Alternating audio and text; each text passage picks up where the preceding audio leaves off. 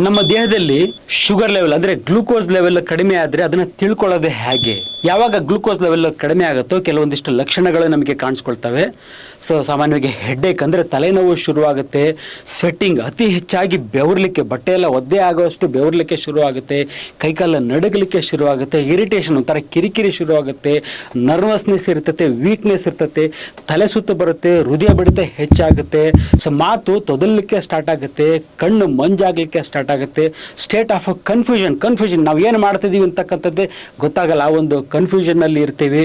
ಕ್ರಮೇಣವಾಗಿ ನಮ್ಮ ಎಚ್ಚರ ಕಡಿಮೆ ಆಗ್ತಾ ಬರ್ತದೆ, ಕಾನ್ಷಿಯಸ್ನೆಸ್ ಲೆವೆಲ್ ಕೂಡ ಕಡಿಮೆ ಆಗ್ತಾ ಬರ್ತದೆ. ಹಾಗೆ ಕಡಿಮೆ ಆಗ್ತಾ ಆಗ್ತಾ ಕ್ರಮೇಣವಾಗಿ ಕೋಮಾಗಿ ಹೋಗ್ಬಿಟ್ಟು ಕೋಮಾದಿಂದ ನಮ್ಮ ಮೆದುಳಿಗೆ ಗ್ಲೂಕೋಸ್ ಸಿಗದಲೇ ಬ್ರೈನ್ ಡೆತ್ ಆಗ್ತಕ್ಕಂಥದ್ದು, ಅಂದರೆ ಸಾವು ಬರ್ತಕ್ಕಂಥ ಸಾಧ್ಯತೆ ಕೂಡ ಇರುತ್ತೆ.